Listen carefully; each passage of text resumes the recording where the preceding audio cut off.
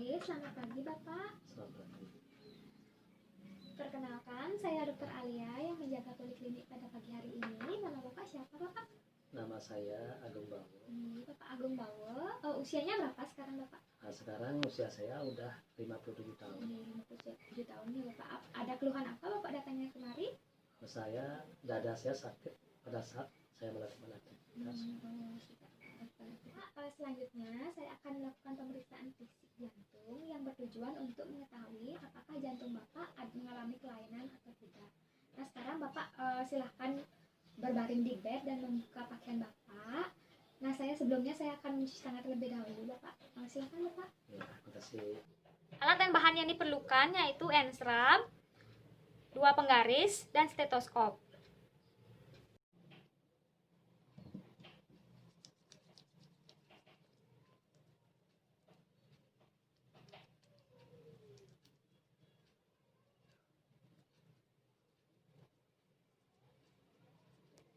Pemeriksaan fisik jantung terdiri dari inspeksi, palpasi, perkusi, dan auskultasi.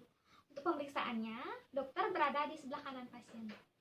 Inspeksi pertama dilakukan dengan inspeksi mata untuk melihat pada konjungtiva, melihat apakah ada konjungtiva anemis atau tidak.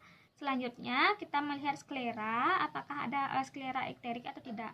Bapak bisa silahkan melihat jari saya. Jadi skleranya tidak ikterik.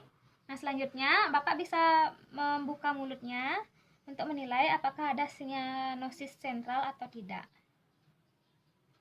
Selanjutnya kita melakukan inspeksi pada dinding dada. Dinilai apakah ada bentuk dinding dada abnormal seperti pectus excavatum atau pectus carinatum ataupun barrel chest. Kita juga menilai apakah ada ictus cordis teraba atau tidak. Jadi pada pasien tidak terdapat kelainan pada bentuk dada dan tidak teraba ictus cordis.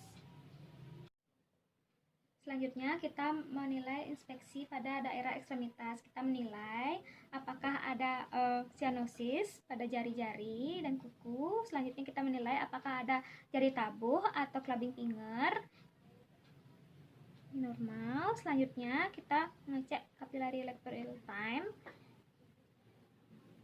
Jadi normalnya akan kembali kurang dari 2 detik. Selanjutnya kita juga menilai palpasi dari arteri radialis. Kita menilai bagaimana iramanya, frekuensinya, dan kuat angkatnya.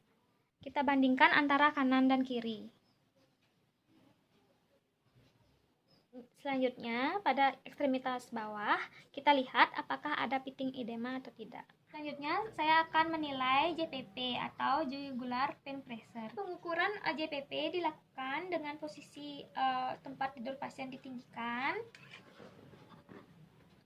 Selanjutnya pengukuran dengan posisi perpendikular diukur dari angulus sterni dengan penggaris, diukur dengan 5 cm jarak antara atrium dan angulus sterni, dan diukur tinggi dari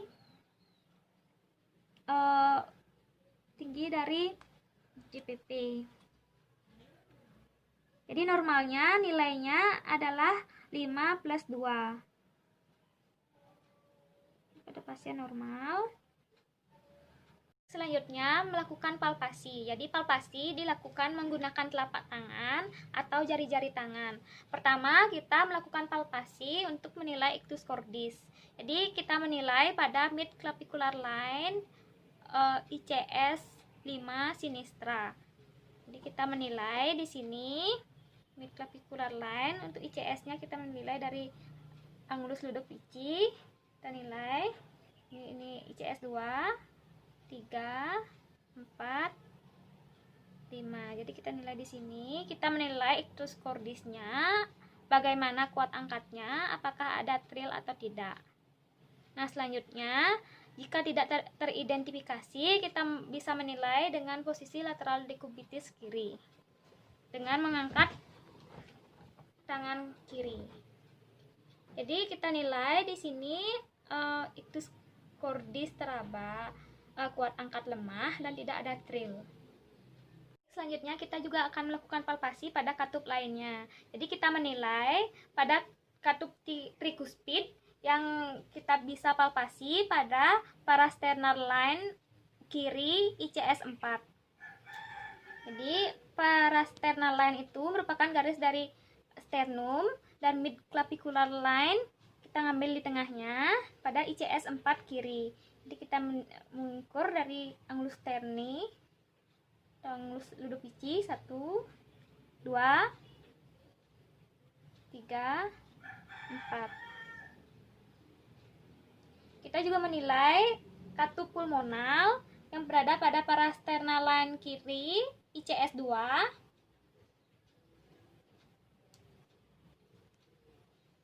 Dan menilai palpasi pada ICS 2 parasternal line kanan.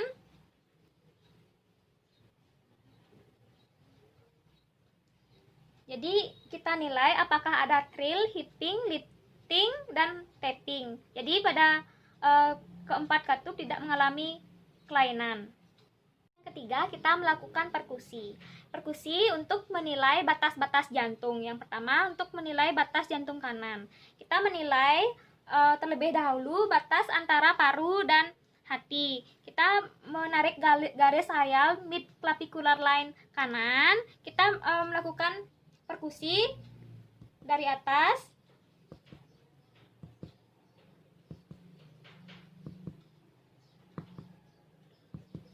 untuk mendapatkan suara yang berubah dari sonor ke redup.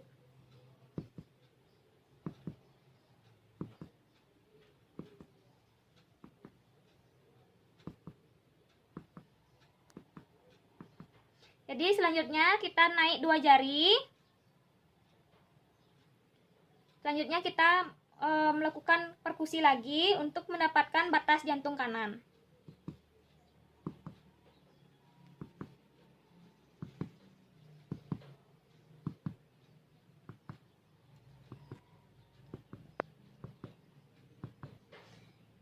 Kita menilai perubahan suara dari sonor ke redup. Jadi kita bisa lihat di sini batas jantung kanannya berada pada garis parasternal line kanan ICS 4. Selanjutnya kita akan menilai batas jantung kiri. Jadi kita akan menarik garis ayal di anterior axillary kiri untuk menentukan batas antara paru dan lambung. Kita akan mendapatkan perubahan suara dari sonor ke timpani.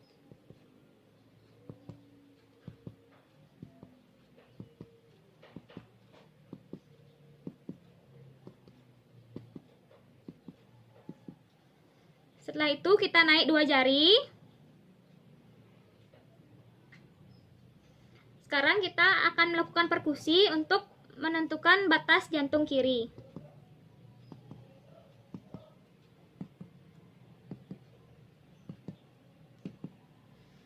Jadi kita akan mendapatkan perubahan suara dari sonor ke redup. Ini merupakan batas dari jantung kiri. Selanjutnya kita menentukan pinggang jantung. Kita melakukan dari midclavicular. Kita akan menentukan pinggang jantung. Kita akan menarik garis hayal dari parasternal line kiri. Kita melakukan perkusi dari atas ke bawah untuk menentukan batas jantung, akan mendapatkan perubahan suara dari sonor ke redup.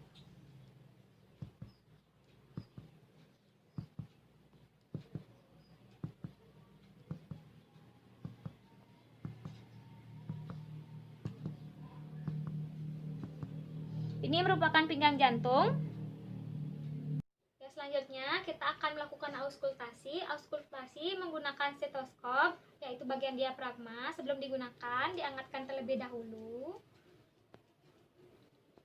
Sebelum melakukan auskultasi, kita akan menilai pulsasi dari arteri karotis. Bapak bisa menoleh ke kiri.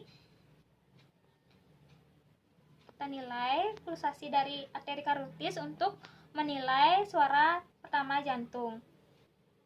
Nah, selanjutnya kita akan melakukan auskultasi. Untuk pertama kita akan melakukan auskultasi pada ICS 2 parasternal line kanan untuk menilai katup aorta.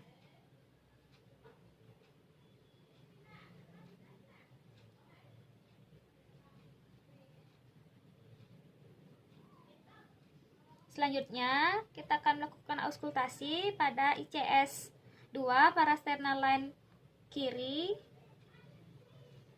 untuk menilai katup pulmonal.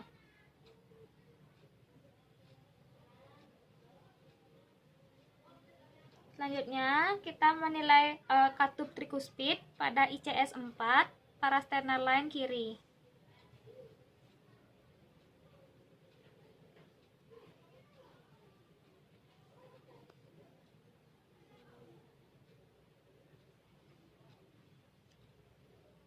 Yang terakhir, kita menilai pada katup mitral pada ICS 5 mid clavicular line kiri.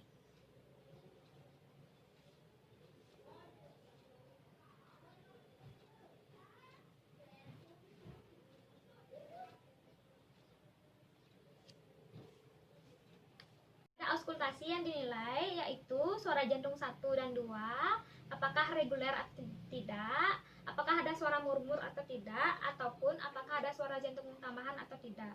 Jadi pada pasien tidak ada suara murmur ataupun suara jantung tambahan. Suara S1 dan S2 reguler. Bapak, pemeriksaannya sudah selesai, jadi Bapak bisa memakai bajunya kembali dan saya akan menjelaskan hasil pemeriksaannya.